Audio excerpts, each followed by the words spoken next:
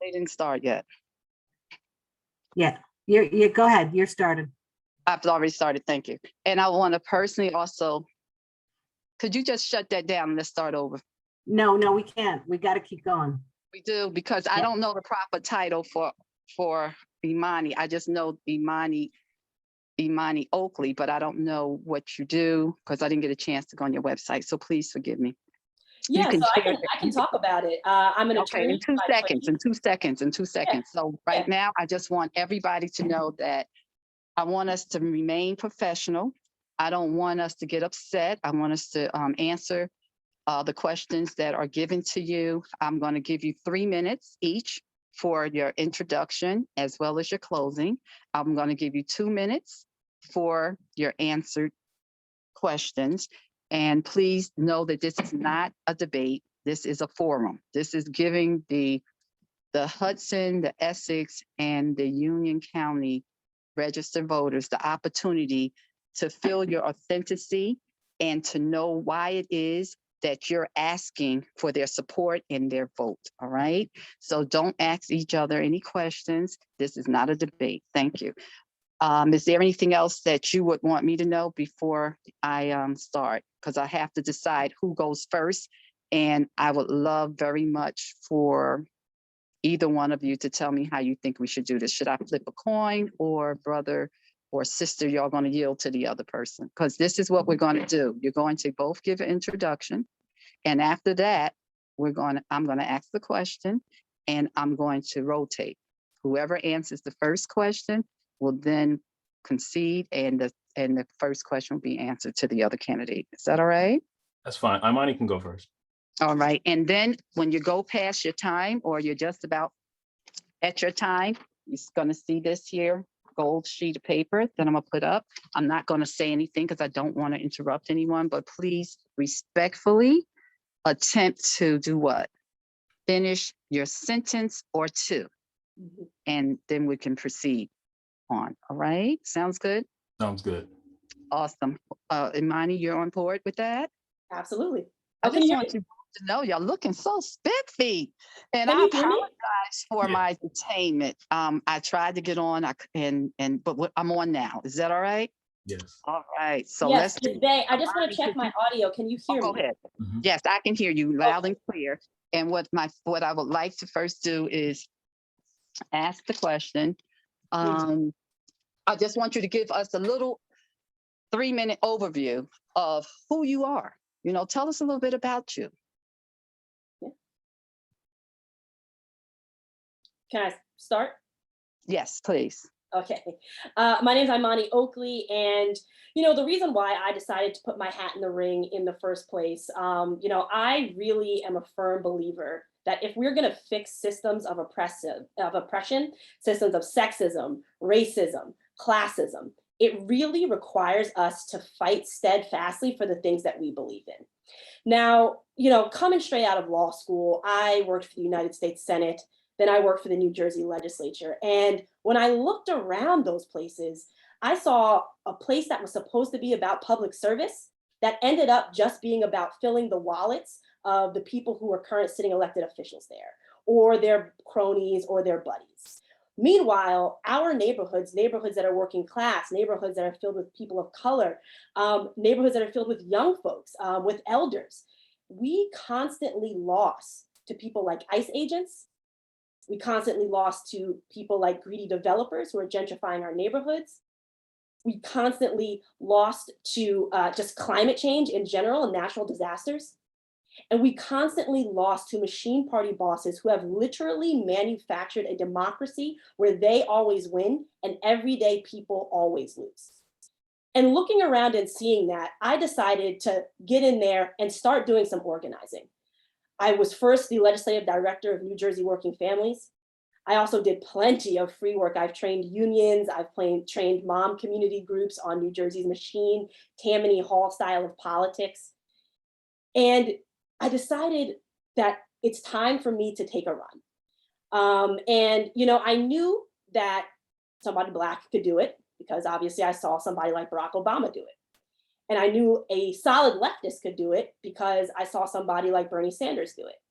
And I knew that a young leftist woman of color could do it because I saw AOC do it. I saw Cori Bush do it. I saw Ayanna Presley do it. And I decided that enough is enough here in New Jersey. I am sick and tired of seeing our communities always lose for the selfish gains of political insiders and political party bosses. And that's why on June 7th, I am very confident that the voters at NJ10 will elect me the first woman, as well as the first Black woman to represent this district, so we can really start to fix the ills of housing instability, the ills of pollution in our air, the ills of flooding of our basements, the ills of lead in our water. That ends on June 7th. So again, my name is Imani Oakley, and I'm a candidate running for Congress in New Jersey's 10th Congressional District. Very well. Thank you. It's on you now, Okay. Dr. Khalfani. First of all, I want to say thank you, Sister Bay and your organization for organizing this event and the assistance of the League of Women Voters. I appreciate you both in doing so. So I'm a professor of sociology. Been doing so for the last 16 years right here in Newark, New Jersey at Essex County College. And I've been doing lots of community work before then and during that time. And, you know, I think that it's important for us to recognize that we didn't get here because, you know, we got good grades in school, and there's other people who sacrificed for us to be here. And someone who's come along as a community servant and been doing that on many capacities on boards here in Newark at the Newark Essex Homelessness Commission, the West Orange Human Relations Commission, and many other organizations, UNESCO, and so many other places that I've been doing those things. It came to me that we've got to have someone to represent us who's going to push and be about positive change, that does so on a platform that really looks at a broad-based way of understanding the challenges before us. And we have so many problems that have confronted our community, the basis of those things rest on the economy. Here today, we have to look at recovery and equality, right? And so as we look at these three things, all the rest of our platform rests underneath that. And as we're looking at those things, you know, we understand that the relationship between them is that there's an overlapping relationship. And so that sometimes candidates will put their things and they present them as singular, but I want us to understand that these problems that we are confronted with are holistic in nature, and we've got to have a holistic response. And so what we've done is that we've created a process of addressing these things, that we're going to be developing legislation that is from a holistic perspective. And that is the thing that we need to do in terms of our thinking and our doing. We've got to come completely different than those that are in office, because they've been creating the problems that we're confronting today.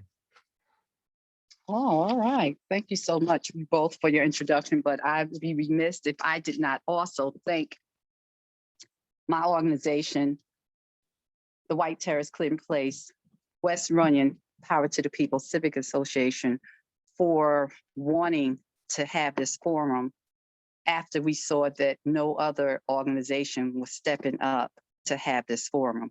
And for the record, I want everyone to know that you all were invited last week on Thursday, and you had until Tuesday of this week to respond by email, even though I also sent more than one email, and I also did a home delivery to invite you in person. So for those who might be wondering, well, where is the other candidate? The other candidate did not respond to me, and I even gave that candidate the respect to call his congressional office in Washington, D.C., and they said they would get back to me, but they have not yet. So we're going to move forward. And the first question that I would now like to ask, and I'm going to give it to Sister Imani Oakley, candidate-elect is the proper terminology. What does a congressperson do? Mm-hmm. Yeah, absolutely. So a member of Congress creates laws, and they can be on several different fronts. I would say one of really the core of the job is what they call the power of the purse. Congress controls what money gets allocated to what programs. Now, why is that important? Like, who cares? I mean, you have a mayor that can do that, you got a governor, et cetera. Well, number one, federal dollars work a little bit differently than municipal and state dollars. The federal government can actually spend as much money as it needs to fix a problem because we have what they call fiat currency. This is a little bit different than, say, your town where you live or your state, because all of that money comes from your taxes. But on the federal level, we can actually spend in order to fix problems as much as we need. One of the ways that we've actually seen this in the past is the government bailing out corporations. We saw that during the housing crisis when a lot of older Black and brown homeowners, especially in this area, were losing their houses to foreclosure, and Congress and the presidency decided, we're not going to bail out everyday people. Instead, we're going to bail out banks and corporations. They use that federal money and put it towards bailing out those institutions instead of bailing out regular people. So that's, kind of a sour example. But when I get there, the things I want to work on and legislate towards and use my power of the purse for is doing things like bringing money to fix our infrastructure. Earlier, I mentioned the issue of the lead in our pipes. That is a multi-billion-dollar issue to fix. It is a very difficult issue or a very expensive issue for just municipalities or just the state to take on a loan without federal dollars. So that's a huge one that I want to bring federal dollars for. Also things like making sure our infrastructure. I really didn't want to cut you off, but this is what Sister Bay is going to do. Okay. If you're not going to respect me putting up the paper, because I gave you 3 minutes to answer instead of 2, I'm going to allow you to finish, but you're not going to be allowed to ask the next question. Yeah, That means you're forfeiting to answer all the questions that I really want every candidate to answer in a 2-minute period. And if you're going to do 3, 4 or longer, I'm going to let you finish.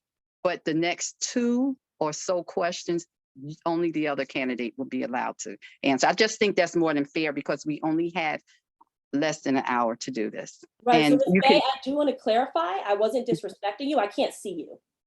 You can't see me? No, I can't. I can only see you when you talk. And so you only pop up when you talk. Oh, sweetie, I had no knowledge of that. So how are we going to, maybe y'all want me to whistle, which I don't know how to do. If you cut in and just say 2 minutes, that works fine for me. I'm okay with that. Okay, I can do that. How about you? I mean, I can see you. Maybe, Imani, if you go to change your format to gallery, you'd be able to see everybody instead of slide it being on over one and you'll person. see all of us. That's what I did. Yeah, but it's where my camera is facing away from the screen. So the best way really is you can say 2 minutes. I mean, if Akil wants to just watch your paper, that works for me. If you just want to say 2 minutes, that works for me. I can do that for you, but I apologize. I had no knowledge because I'm seeing us and I'm even seeing other people who have gotten on. So this is cool. But you've done 4 minutes and this time I'm not going to take anything away from you because we didn't know, but 2 minutes. Yeah, so I absolutely. apologize. And I would never disrespect you. I would never disrespect I know you didn't. Right? I didn't think that you want to. I didn't think you did it personally. I just thought like some people do at council meetings and stuff, they have to be dragged out. Yeah. No, I think you can see you. So thank you for explaining that to me. So absolutely. I apologize again. And the same question to you now, Dr. Akil Khalfani. Yes. So what Congress does. The question is, what does a congressperson do? Yes. So thank you. So a congressperson obviously drafts legislation. They help to allocate money.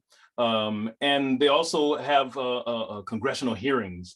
One thing that I think some people don't understand in terms of the congressional process is that there's committees that Congress people sit on, and then those committees bring things, legislation to the entire Congress, and then then the Senate addresses those same issues, right? We're all developing bills, and then those bills, then there's a synergy that happens after both the House of Representatives and the Senate drafts bills, and then there's a joint committee, and so whoever, different people sit on those joint committees, and then they move them and they get them finally approved for both bodies, and then that goes to the president, right? So then the president actually is the person who enacts the legislation that the House of Representatives and the Senate has passed.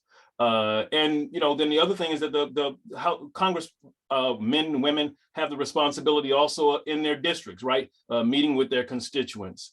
finding out what the issues are, and so that they bring those issues, because we're our responsibility, unlike what some folks do when they represent themselves, we're supposed to represent the people. So one of the things that we're going to be doing is that we're going to be bringing to the table that we're going to have mayoral roundtables, right? So that's what we're going to be doing, right? Every at least twice a year, we're going to have mayoral roundtables.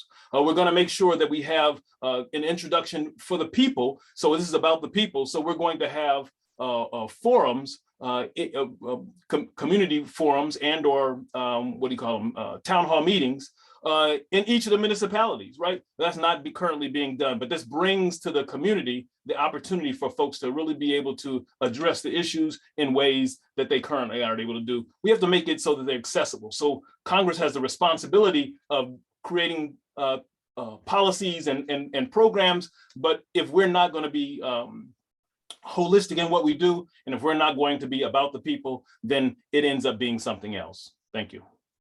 All right, I appreciate you both. So because we went over with the last question, I gave you that same courtesy. But Okay. from this point on, family, so that I can get through the few questions, because we're not going to get through all of them, that was handed to me personally from individuals who emailed me or they called me and said, if you have time, please ask 1 or 2 questions from me. So I'm not going to give you all the questions, but I've chose some of them for you, because I think it's very important for the listeners to know these answers. Now we're going to move on to the next question. We're going to start with you, Dr. Khalfani. Okay. And the next question is, where do you stand regarding government involvement and parent choice on vaccines and healthcare issues? Yeah, so I think this has been a very contentious issue across the country, that, you know, you have a lot of people who have been some parents who don't want their children to be vaccinated, and others who are open to it or think that it's 100% necessary. And then you have this whole thing of kids having the right to get vaccinated themselves as young as 12 or 14. And so then those are important things for us to address. And I think from a congressional perspective, what we need to be doing is that parents' rights needs to be respected. And so I think that ultimately it's Congress's responsibility to create legislation that protects society, but it's also Congress's responsibility to protect the rights of the family, rights of the parents to choose for their children. So if a parent wants to have their child vaccinated, then so be it. But otherwise, there needs to be either religious or some other kind of exemptions for parents to make a choice for themselves. Thank you. Thank you. Same question. Do you need me to repeat it, Ms. Oakley? Can you hear me? Yep, I got it. Do you want me to repeat it? All right. Where do you stand regarding governmental involvement and parent choice on vaccines and healthcare issues? Yeah, absolutely. So this country has completely eradicated polio, which used to leave people in a wheelchair and dead. And that was because of vaccines. In order to go to elementary school, you have to get vaccines. In order for me to go to college, I had to get vaccines. Vaccines are a very important public health issue. And when you hear people talk about parent choice, that was created by Republicans to sow discord and to sow chaos and disinformation. As a responsible Congresswoman, I will absolutely be making sure that we follow the best public health advice given by actual doctors, not given by Republican operatives. So I believe that vaccines are very, very useful. We've seen that over history. We've been having vaccines since we've been going to school since we were little. 2 minutes. And in country, oh, gotcha. No, go ahead, finish. Oh, and in countries where there aren't vaccines now, people still die and become put in wheelchairs because of things like polio. And where we have eradicated it because of vaccines. Thank you so very, very much. The next question for you, Imani, is what are your approaches to or your thoughts about educational reform in the U.S.? So I think the biggest reform that we need right now in education is the cost of education. It makes absolutely no sense why in a country as wealthy as ours, going to university is as expensive as it is. In similarly situated countries, people go to school for like $1,000 per semester, and that's considered fancy. Here, right now, we're in the 75K range, simply for people to get an education. That makes absolutely no sense. As Congresswoman, I will be one, working to make sure that we forgive all current student loans because they are a huge sag on our economy and a huge sag and burden on people's lives simply for them getting an education. And two, I will also be working to make sure that we fix the cost of college in the first place. A little known fact is that the reason why we have colleges that are so expensive now is because of Ronald Reagan, the Republican that ruined this country for generations. He's the one that ushered in the expense of college into what it is now, the monster that it is now. I want to make sure we're going back to times like the 50s and 60s where education was free, if not just a couple $1,000s. That's what we should be focusing on. And I'll do that as Congresswoman. Awesome. Same question to you, Yes. Dr. Khalfani. Yes. So when we look at education and educational reform, first of all, I'm an educator. I've been teaching for many, many years. I first taught in 1989. So I understand the educational system. And I think that we need to have really almost an overhaul of the educational system from the ground up. So from K to 12 into colleges, I would say it's more than just about the economics of school. It's also that we have to look at how the educational system is and what's going on in the educational system. So for instance, in New Jersey, we had HESPA, then we had the PARC, and these standardized tests that are used, and we had discussions about Common Core, that these tests, when you graduate, it's actually an 8th grade test in terms of its standard. And so then when kids get to community college where I teach, and they have to take remedial math and remedial writing classes, it's because not the kids are failing, the students are failing. We failed them as a society. And so in Congress, I'm going to be pushing for legislation to make sure that we transform the educational experiences of young folks and that they have a better opportunity to be successful. Appreciate the answers. Next question is addressed to you, Dr. Khalfani. What is your stand on unions and workers in the district and the country? Mm-hmm. So, first of all, I'm in a union. I've been in a union for many, many years. My father and my family, they were union people. So that having experience, understanding labor and what the challenges are therein, we've got to make sure that we look at these things, and you're going to hear me say this over and over again, from a holistic perspective. That is that it's about making sure that we have livable wages for people, and we have healthy work conditions and work environments. And so then that's what unions fight for. We also simultaneously, though, we want we want growth in business. So we have to, I'm a consensus builder. And so as a consensus builder, we're going to come in and we're going to push for negotiations between labor and business that's going to move this country forward. Thank you. Same question. What is your stand on unions and workers in the district and the country? Absolutely. As being somebody who has been in a union, Workers United, who has not been in a union at a workplace when I was a staffer in the United States Senate, and who has worked with unions for things, fighting for things such as $15 minimum wage, millionaires tax, fair work week, and actually work side by side with unions, I absolutely believe in protecting the right to unionize. It is about protecting the rights for workers to collectively bargain so they can have better healthcare benefits, better pay, and better work conditions altogether. And, the notion that it is bad for businesses is, again, a Republican talking point. And once I'm in Congress, I'm going to be fighting on the side of the people, not on the side of corporations, not on the side of the wealthy, not on the side of insiders. I'm fighting for the people. And the people absolutely deserve the right to collectively bargain and deserve the right to collectively unionize. Thank you so much. Next question is directed to you, Ms. Oakley, and that is, what about infrastructure?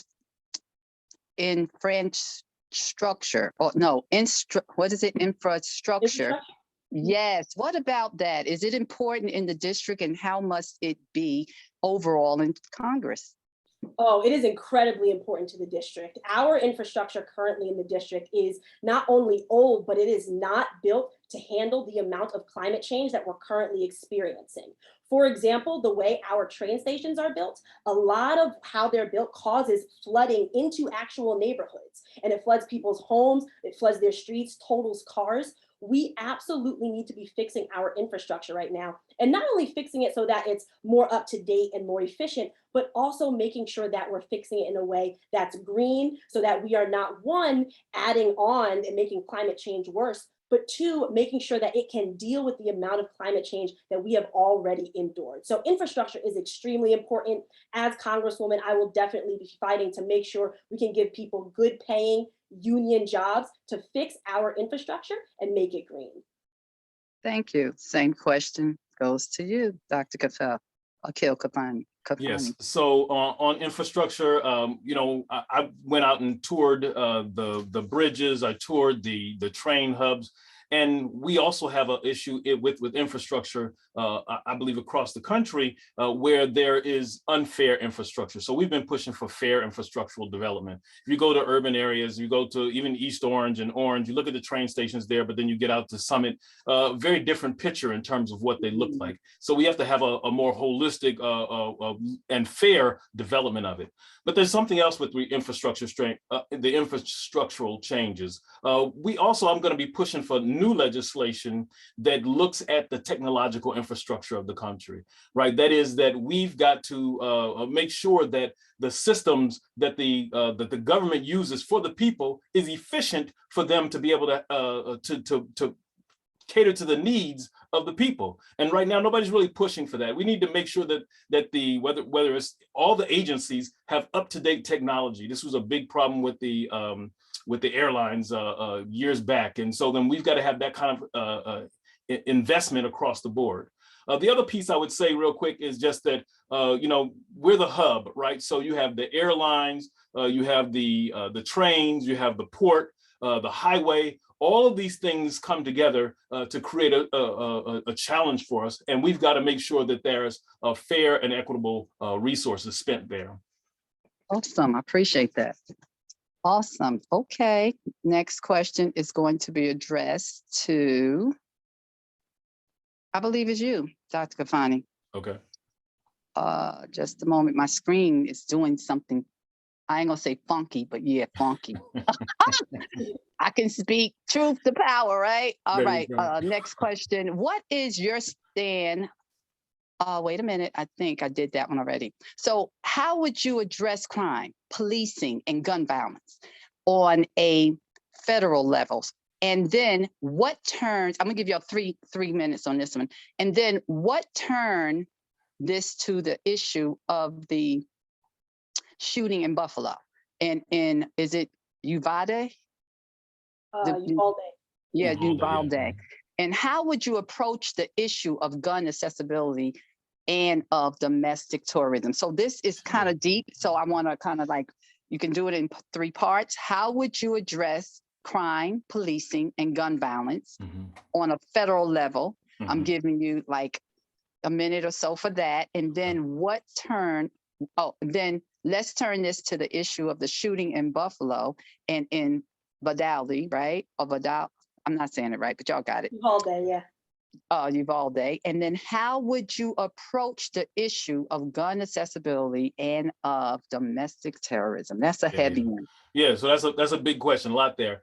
So let me just try to unpack some of that. I'm gonna take it kind of in a reverse order. I'm gonna actually start with the with whole gun control issue. I think that first and foremost, I understand the Second Amendment, right? But I think that there's no need for people to have high caliber guns such as AK-47s and AR-15s. I think that those are problematic. And so then one of the things that we can do, I've talked about with lots of residents, and that is to control the access to ammunition with regard to that, and that will decrease the accessibility of things.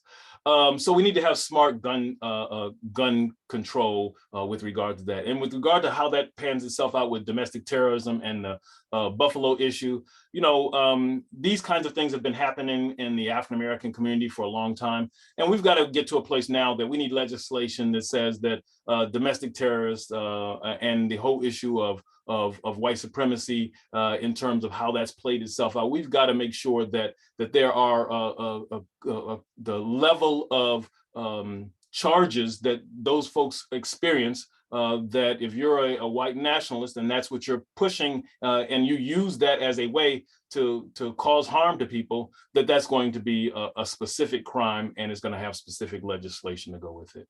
With regard to crime and gun violence in general, you know, I've been working for a long time. I've been out on the front line protesting, but also pushing in other ways for civilian complaint review boards. I think we've got to have a holistic approach to policing. It's not just policing. Criminal justice reform has to look at not just the police, but it has to look at the judges, has to focus on the prosecutors, the sentencing part of it. It's also got to focus on the whole component of parole and probation. So that's a much more holistic look at that issue. And until we begin to look at it from a holistic perspective, we're going to continue to create band-aids that actually don't address the issue. And on the last point about gun violence, you know, the gun violence most of the time happens in neighborhoods where people are, so that most of the crime gun violence against African Americans happens in the African American community. For Europeans, happens in their community. So we've got to think about how we create safety, especially for young folks who are going in and out of schools. How do we create safe pipelines for them? And I know that my time is limited. Not so yet. It's not okay. yet. You still Good. got a little bit under that minute. So go Okay, forward. good. So with regard to the issue of gun violence, you know, I think that they're doing some great things in the city of Newark with regard to that. Not that they've answered the question, but they've started to create the space for that. They've created some of the bodies that help to address those issues. And so we've got to look at that. We can use that, I think, some of what they're doing on a national level, and we can mushroom that out and put some funding behind it. All right, I'm going to repeat that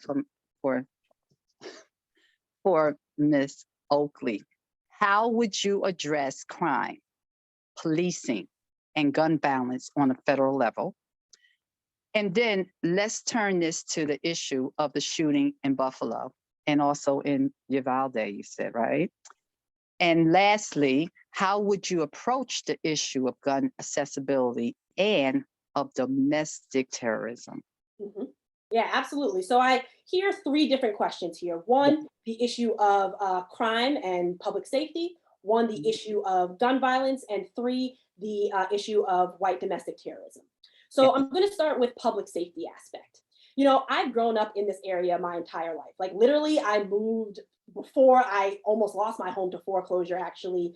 I lived on this same street in the house that I'm talking to you from right now my entire life. And one thing that struck me was when I was a kid, there was a bunch of community programs, after school programs, summer programs. Like there was a lot to do for youth when I was coming up. Now I look around, those community centers have been turned into Starbucks, or they're just empty, vacant lots.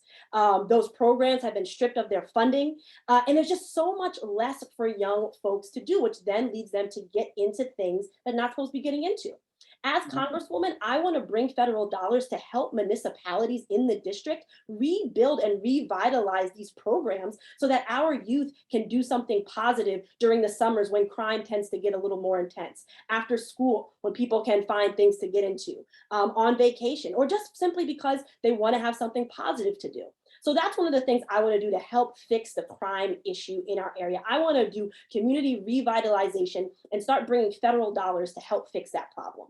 Number two, with regards to, I'll go to the gun violence last, with regards to white domestic terrorism in this country, you know, it is the biggest domestic terrorism threat in the country. And multiple experts have come out on this, the ACLU, NJISJ, a bunch of experts. What we need to be doing is hitting it at the source. Where are these people being radicalized? How are they learning these ideals? And how are they being passed on? And a lot of what the literature is showing is that that happens a lot online. So what I want to do as Congresswoman is create a narrowly tailored program to combat these online radicalization techniques that are being used on young white folks, in particular young white males, to start bringing them into this backwards ideology and make sure we can cut it off before we even get to a point where somebody is so deep in the ideology that they go to the gun store. So that's what I want to enact as Congresswoman. Now, with regards to gun violence, there are 3 different prongs that you can take with gun violence, because there's the mass shootings like we saw in Uvalde. There is, urban violence where you see like gang violence and things of that nature. And then there's what I call home violence. These are things like suicide or, domestic violence issues that involve a gun. Number 1, with the home issues or the interpersonal gun violence, like domestic violence or suicide, I want to make sure that we are bringing federal dollars to really bolster mental health. I am a big proponent of Medicare for all, which would include making sure that we have free mental health care. Also, I want to make it so that if anybody has domestic violence issues or a past with domestic violence in it, that they cannot get a gun. They should not have their hands on a firearm. That should be illegal to do in every single state. When we are looking at these mass shootings, again, when you look at the manifestos of a lot of the people who do this mass shooting, they talk about this same white supremacy stuff. They talk about how they were in these online chat rooms like 4chan and all of these things. We need to be making sure that we are hitting these online spaces and making sure that they can no longer radicalize these folks before they even get to the point where they want to pick up a gun. And 3 minutes. I'm sorry? 3 minutes. You can finish that one sentence. Yeah, absolutely. And again, with gang violence and things of that nature, I want to bring federal dollars to revitalize our community, as well as have anti-violence programs that can make sure that gun violence are off the streets of communities that are in our city areas. Very good. I appreciate this. We have 4 more questions. So the next question, we're going to start with you, Ms. Oakley. What are the biggest issues with the environment in the district, New Jersey, and how would you address them? Absolutely. So I would say the 2 biggest issues that we have with the environment are, 1, the air pollution. We have some of the highest rates of childhood asthma in the nation, not the state, not just like North Jersey, the nation. And that is because we are so close to New York. And because our infrastructure is so bad with the trains, they're not reliable, they're slow, people tend to just drive over there and they drive back and forth, both for pleasure and for work. When they do this, the smog from their cars, the smog from the buses, and actually even smog from the trains, because we don't have electric train system, it gets caught in the air, especially in the summer. Heat traps pollution in the air and it causes asthma in our kids. It can also cause even things that are more severe, such as lung cancer. And if we're talking about long COVID, it can really irritate anybody who has long COVID symptoms in their lungs. So that's one of the big issues. The other one is the huge issue with lead in our water. North gets a lot of attention with this, but also there are other suburban areas such as West Orange that actually have really high levels of lead in the water. And again, this is an infrastructure issue. These pipes are very old. They need to be uprooted and new ones need to be put in, a multi-billion-dollar issue. So what do I want to do to fix these? 1, I am an advocate of the Green New Deal, which what the Green New Deal is, it's giving everyday people a job, a well-paying union-backed job with good health care to go in and fix our infrastructure, to go in and replace those pipes, to go in and make sure we are creating putting down electric, railroads, so that we can have electric trains and start transitioning our infrastructure into being green and being sustainable for the environment. So that's really the core of what I want to work towards, is putting the Green New Deal into action. Right now, it's a resolution. And what has to happen is several laws have to be created with specificity to bring that resolution to life.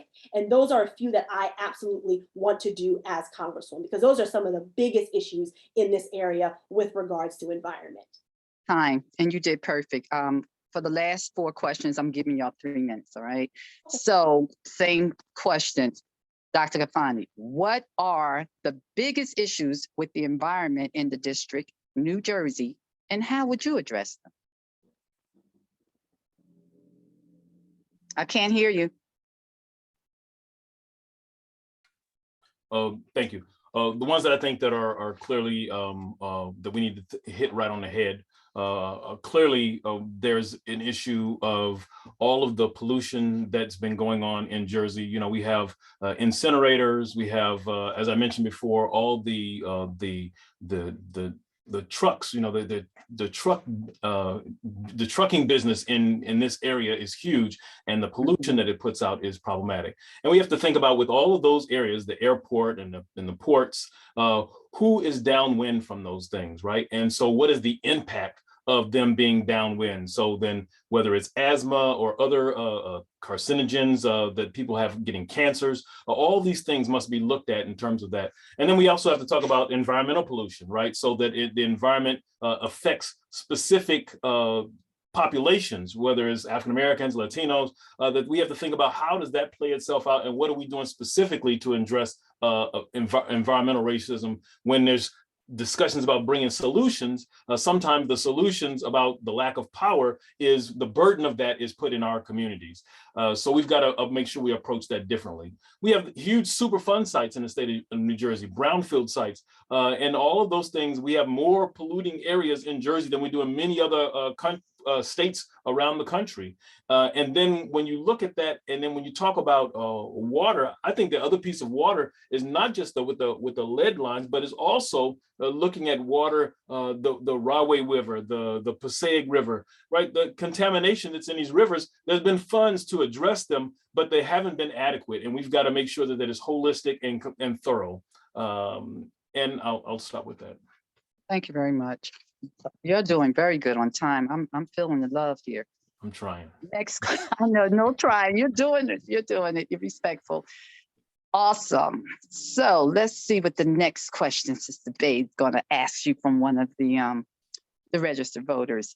What is an important issue you have learned from the voters as you have been campaigning? This question's for you, Dr. Khalfani.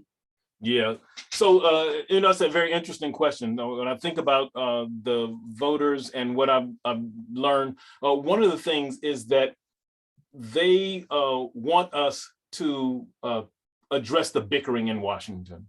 They're very frustrated about the bickering back and forth between, and some of it may be legitimate, but how do you push legislation forward if you in fact are not addressing that in a holistic way? So that we've got to have I'm a consensus builder. So, you know, even though I don't like maybe something that you have to say, that I'm willing to listen so that we can get a dialogue and we can move the agenda forward. So I'm gonna have to talk with folks in the Republican and the Democratic side to move agendas forward. And I'm someone who has the ability and the track record to be able to do those things, right? I've sat on boards and had to negotiate things for both sides of the issues going on. And that's been great training for learning how to do those things. And as we apply that, and then as a sociologist coming in with my experience as a professor and understanding how to create spaces for divergent ideas, those are the things that we have got to do when we get to Congress. And we have to have somebody who also is strong on the things that they believe.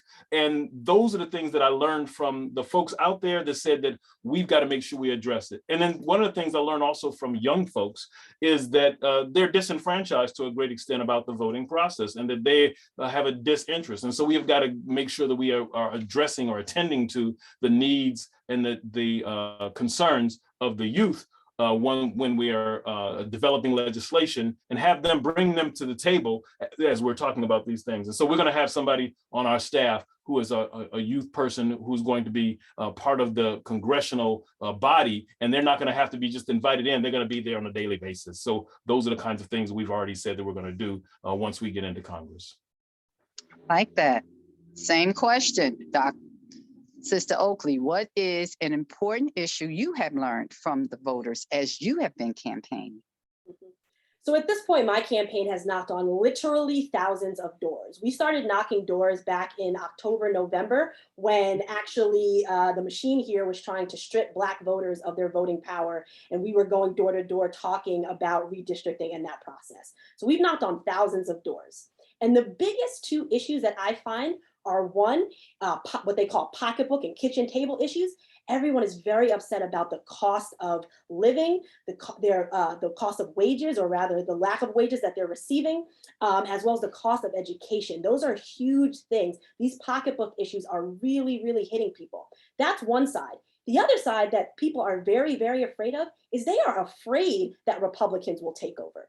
And they are not asking for somebody who will go in there and work with Republicans, work with the people who stormed the Capitol building, and work with the people who gave us Donald Trump, and work with the people who are radicalizing white supremacists online. They want Democrats who will go in there and completely fill the seats and get rid of the Republican Party altogether.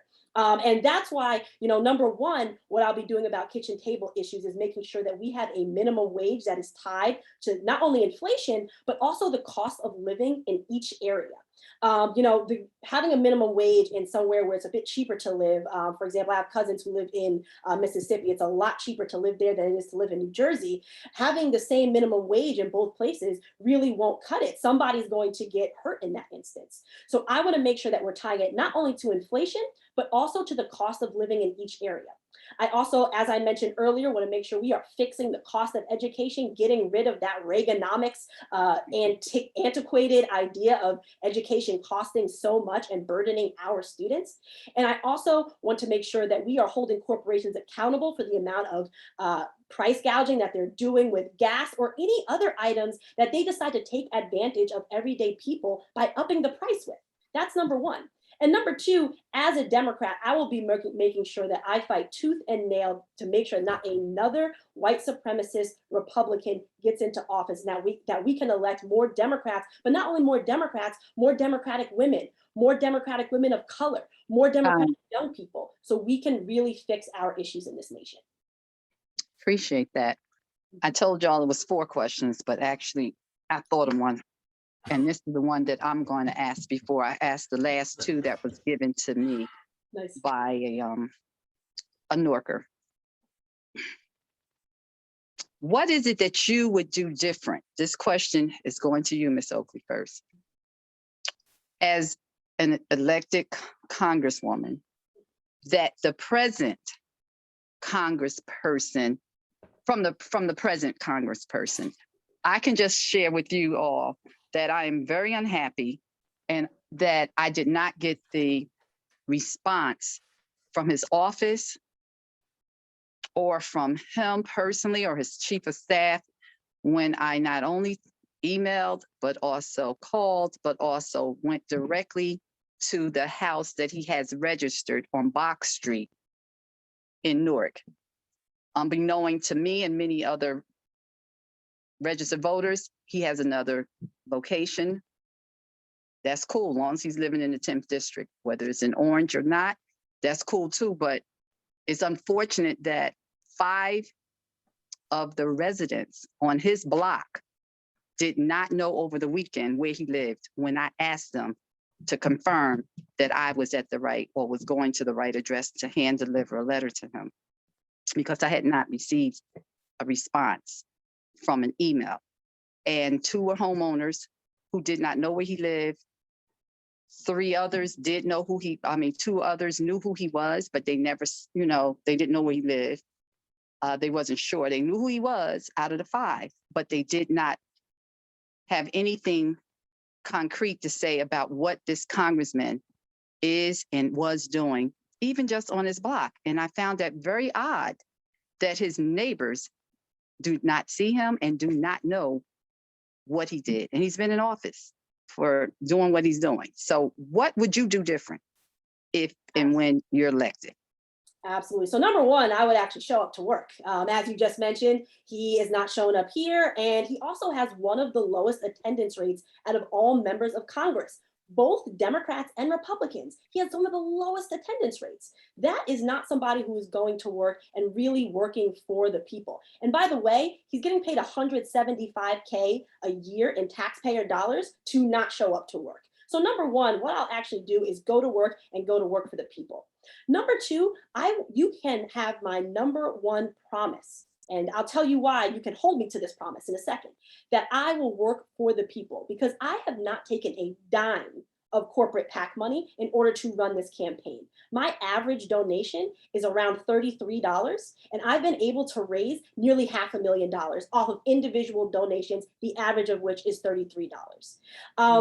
Meanwhile, the incumbent who sits there is taking money from some of the biggest predatory lenders in the nation, like Wells Fargo, some of the biggest union busters in the nation, like Amazon, some of the biggest polluters in the nation, such as the oil pipeline PAC Enbridge, that actually was trying to run an oil pipeline through a Black community, which would have totally destroyed the environment there.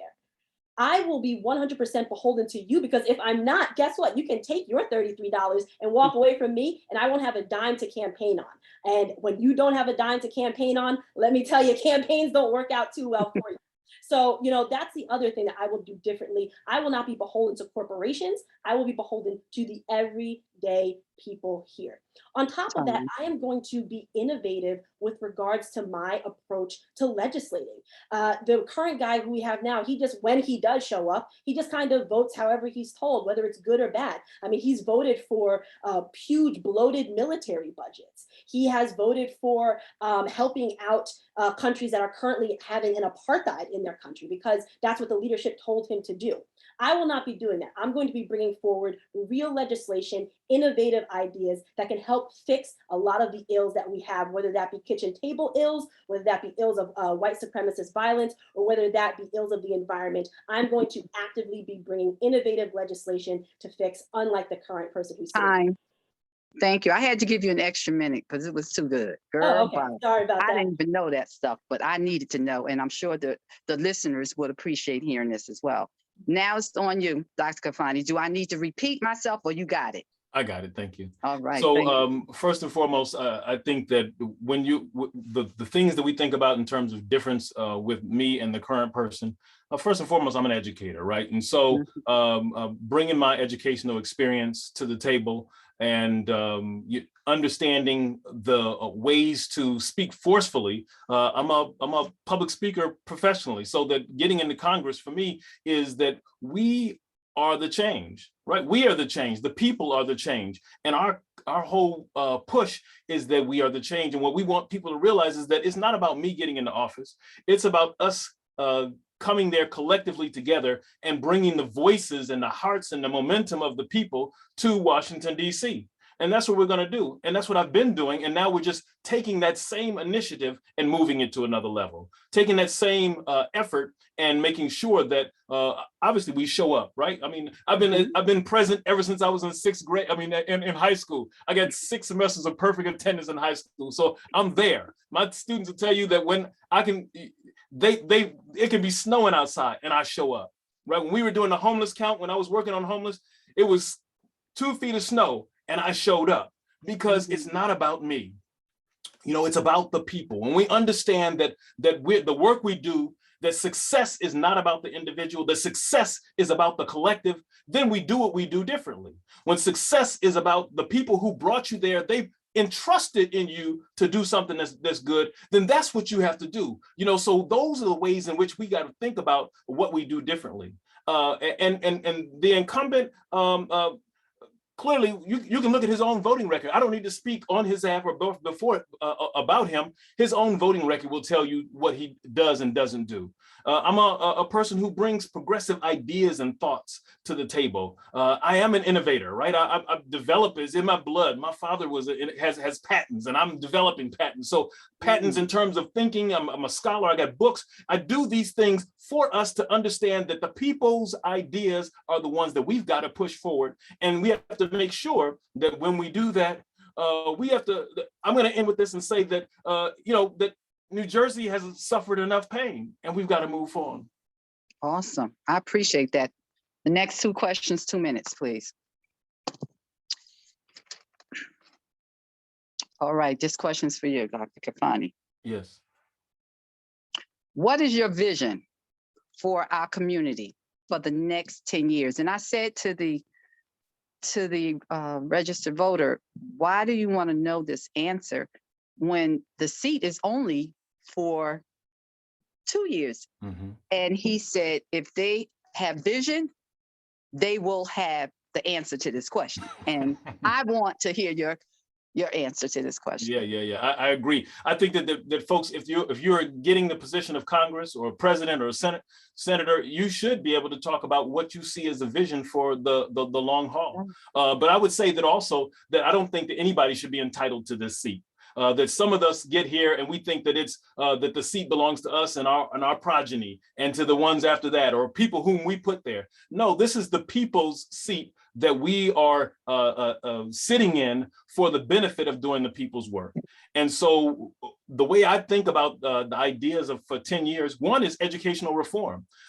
Educational reform that I talked about before is not going to happen overnight. But we've got to start from the ground up. And I'll give you a good example here.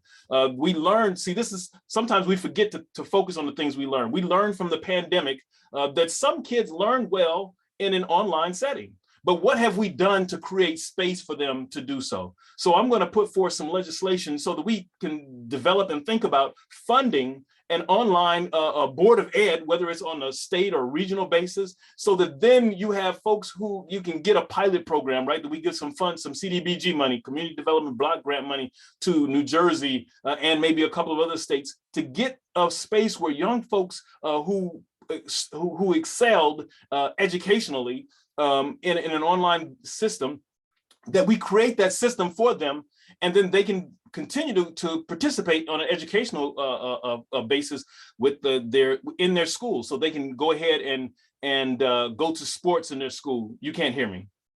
My thing is on. Can you hear me now? I can't hear you. Can anybody hear me? Yes, you can be heard. Okay. So what I was trying to say was that I'm trying to hear you. Oh Lord, did I screen us out? All right, can you hear me? I can hear you. Can you? All right, I'm gonna give you 30 seconds more because you was talking and we didn't hear you. Okay. The last part I was just saying was that that in developing a system where you have young folks can go to an online school, and that's thinking differently, thinking outside the box. And that's going to be a long-term type of thing to implement. And so that in 10 years, I think that we could have several online systems that create space for young folks. And we can think about homelessness in the same way. Newark has some pilots. We can look at those and think about 10 years down the road, how do we do this, create safe spaces for folks to learn and do what they got to do on a holistic level. All right, thank you. Not a problem. I'm giving you 3 minutes, sis. Go for it. You want me to answer, Sister Oakley, do you need me to repeat that question? No, I think what's my vision for the next 10 years? Do I have that? Right, that's it. Yes. Awesome. So, in order to know where you're going, you have to know where you've been. So let's take a look at the last 10 years in this district. As of 2019, we were #1 in the nation for foreclosures, mostly affecting older Black and brown owners. We have some of the highest rates of rent in the country because of our proximity to New York and greedy developers upping the price of rent and our mayors doing nothing about it. We have some of the highest rates of childhood asthma, as I talked about. We have severe issues with lead in our drinking water, as I've discussed. The cost of living goes higher and higher and higher in this area, and wages are not keeping up with that. So what I want to do is fix those past ills and grow the benefits even further to future generations. So when it comes to housing, one of the things that I saw when I worked for the United States Senate is that banks will take a mortgage, sell it to a private lender, and this private lender will smack on all of these new fees that the person who took out the mortgage in the first place has no idea is coming. All of a sudden, they get that letter in the mail and they can't pay monthly anymore, whether they're good at finances or not, because they didn't expect these random fees. Right now, that practice, it sounds illegal to say, it is completely legal in the United States. One of the things I want to do as Congresswoman is make sure that we are making it illegal to have that practice. If a bank wants to sell a mortgage, then the new loan holder has to either keep the mortgage rate the same per month or make it less. They cannot make it more or slap on new fees. So that's how I want to fix that issue. I also want to make sure that previous benefits that were denied to people of color can now be realized in the here and now. For example, under the GI Bill, a lot of people who served in the military who were Black or brown did not get the benefit of having a home with low interest rates on it. What I want to do is create a program where we go back and we find those descendants of those soldiers and make sure that they can get the benefits that they need, thus creating a new generation of homeowners who were previously denied that benefit because of racism and the history of racism in this country. I also want to make sure that I'm bringing federal dollars to, one, build public housing, but public housing that has some dignity to it. I mean, when people hear the word public housing, one of the things they think of is like, you know, it's dirty, it's inaccessible, if you have a disability, you know, it's crime ridden. And that's because our government has been neglecting those areas for so long. If you look at countries that are similarly situated to ours, as far as the wealth is concerned, they have public housing that looks like an everyday apartment here. Why can't we have that? There is no reason why we can't have that, except that our government is not investing in it. And when I become a congresswoman, I want to invest in good public housing with some dignity so that we can fix that rent issue. Thank you. Thank you very much. And I want to ask the next question, but it's kind of difficult because I'm visually impaired in one eye and I'm totally blind in the other. And this is not the question, but I need to know from both of you, starting with you, Ms. Oakley, what is it that you being in Congress, what would you lend or how would you support individuals who are differently able? Absolutely, absolutely. So one of the huge issues, actually, I'll talk about this in two prongs, I believe. One, that's the cost of actually getting help to assist, whether that be medical devices, medical treatment of any kind, the cost of that, but also the red tape that you have to go through in government to get any benefits that you are owed under law. Those are two critical things that need to be fixed. With regard to costs of healthcare and services and things of that nature, again, I am an advocate of Medicare for all, where, you know, again, similar to countries like in the UK, similar to countries like the Scandinavian countries, there is no reason why we should be going into debt, paying all these high premiums, paying all these high prices for prescriptions or any other medical devices or needs that we have. We are too wealthy of a nation. So I believe in a single payer healthcare system, the way similar Western countries have right now, number one. There's also fixing the bureaucracy and the red tape that folks have to go through to get the benefits that by law they are owed. Now, a huge issue with this is the fact that the executive branch, as well as Congress to a degree, has been stripping. But go ahead and finish that sentence, just that sentence. Has been stripping our agencies of funding. And so as Congresswoman, I want to refund those agencies so that they can have adequate personnel to really help fix that red tape issue. Appreciate that. Same question to you, Dr. Khalfani. This is very passionate to me. I apologize. No, all good. Can you repeat the question? Oh, the question is, when and if you're elected to be our next District 10 congressman, what is it that your administration is willing or have considered in supporting differently able individuals, not handicapped, not disabled, because we're all disabled in something, you know what I'm saying? So what is it that you have thought about, or would you be willing to have individuals come and speak to you who have been an advocate like myself? Yeah. And I'm affiliated with other organizations that have been advocates for ourselves. I got it. And what is it that you are willing to do? Because nobody really cares about us. And we are registered voters too. Right.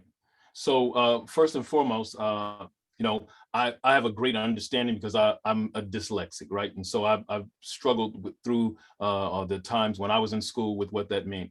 And on my congressional candidacy team already is that we already have people who are working with and are for advocating for differently abled folks. And so that's been a key point in the things that we're talking about, both folks who are seniors and folks who are differently abled. And so we're going to have somebody on staff who is differently abled and who will make sure that those issues stay pertinent to the things that we do. Right. And we're going to be pushing for this in a very different way, because I'm not an advocate for Medicare for all. I think that if we look at Medicare, first of all, it's very convoluted and problematic. There's lots of exceptions, and it just is very difficult. I've traveled around the world and been to places where there's healthcare for all. And my thing is that we want a simple healthcare for all policy. You can walk in other places, you need your teeth fixed, or there's a problem, you need them checked. You walk into the clinic and you get them checked. That's what I want us to create here in the United States. We are one of the wealthiest countries in the world, so then we should be able to we can do that. We just haven't had the political will. And when I'm in Congress, we're going to have the political fortitude to push that forward. I love it. I love both of your answers. Thank you. All right, I'm gonna be kind and give you the last question. How will winning, Dr. Khalfani, the election transform your life? Mm-hmm. I mean, I think it transforms it in a couple of ways. It gives us the ability to pull in different folks and to have them to listen to us in different ways. You know, one of the things is that people respond to people who are at different places and have different sets of authority in different ways. And so I want to people to understand that I'm a community servant first and foremost. Always have been for all of my professional life. And that moving into Congress just means that I get to do what I've already been doing on a broader scale, and that we're going to bring that level of service to the people in the 10th district, in New Jersey, and in the United States, but also in our negotiations and working with people across the world, right? So we're going to actually have to create spaces where we have the types of dialogue and moving things forward that transforms both what we do and how we do it in ways that haven't been done before. We can't sit on our laurels and wait for other people to do things. We have to empower more people in the community to do those things. And when I'm in office, that's what we're going to do. Same question to you, Mrs. Oakley. Miss Oakley. Yeah, it won't change my life at all. Like I mentioned throughout the course of this conversation, you know, I've worked in government. I've worked on the federal government level, in the local government level. I've organized with communities for free, no pay for all. I have worked with nonprofits. I've sat on the board of 2 nonprofits that dealt with criminal justice reform. So this is just the work that I've been doing since leaving school as a student. So it's really not going to change my life any, but you know, it does help give me additional resources to make sure that we are doing the things that can actually fix the ills, such as the housing instability, the environmental issues, the kitchen table issues that were mentioned throughout this conversation. So it really just gives me more resources to be able to do things that I've been doing for years at this point. Awesome. Well, I want to thank both of you for all of your answers, but now you're getting ready to close. And I'm going to give you no more than 3. I'm going to let you know when I say, I'm going to let you know when it's 2 minutes so you can be getting ready to complete it. I don't want to really interrupt you, but no more than 3 minutes, because time is of essence and we really are over our limit. But I've enjoyed this thoroughly, and I've gotten to know both of you a lot better because of the questions that you answered. But in your closing, if you don't mind, please do not omit the line that you're on, because I think that's very important for people to know the lines that you're on, and you most likely can share the lines that you're going to be on, whether, you know, in Hudson, of course, Hillside, as well as Essex County. So the last person that spoke was you, Mrs. Oakley. So you get the opportunity to close first. Absolutely. I got to open and close. Nice. Yes, isn't that nice? So just want to thank everybody who, you know, tuned in, watched, sent a question. Thank you so much for participating in this. I truly, again, I believe that we can have a better district. I believe that we can have a district that doesn't have housing instability, a district that doesn't have issues with clean drinking water, a district where people aren't considering moving out of because they can no longer afford it and they're being pushed out of their neighborhoods. I truly do believe we can do that. And I believe that I am the right person to help us all get there. Reason being, again, I've actually worked in the United States and I've worked for Congress before. I've worked with the New Jersey legislature. I understand the legislative process. I understand how an office should be built. I understand who to go to for what committee to go to for whatever. I have the past experience in government to really help us get the issues fixed. On top of that, though, I'm a solid person for the people. Again, I've been an organizer. I have taught issues of government, issues of voting rights, issues of criminal justice reform to community groups, to unions, to other nonprofits, actually. I've worked with the ACLU, I've worked with NJISJ, I've worked with 32BJ. I actually have the experience to implement 1 minute left. this into practice. And so I hope on June 7th, if you're in Essex County and you're watching this, you will vote for me on line C. If you're in Hudson County, you'll vote for me on line B. And if you're in Union County, you will vote for me on line B. Thank you so much, everybody. I really appreciate y'all's time tonight. Awesome. Appreciate you. Take it away, Dr. Khalfani. Yes. First of all, I want to thank you again, Sister Bay, and your organization for making this time available. I want to thank Ms. Oakley for joining us here, had the integrity to actually show up.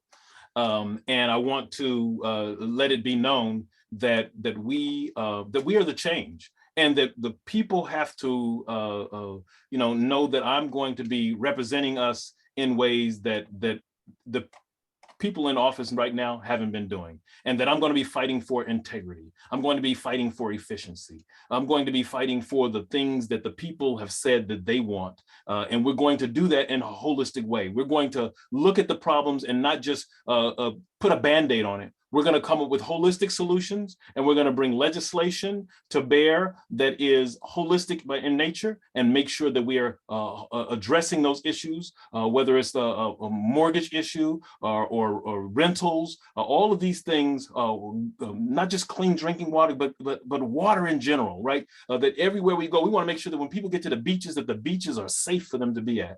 And so we're going to push for those kinds of things that are going to be done in a holistic fashion. We're fighting for the economy, recovery, and equality. And those are the three major things that overlap, and we're going to fight for the people.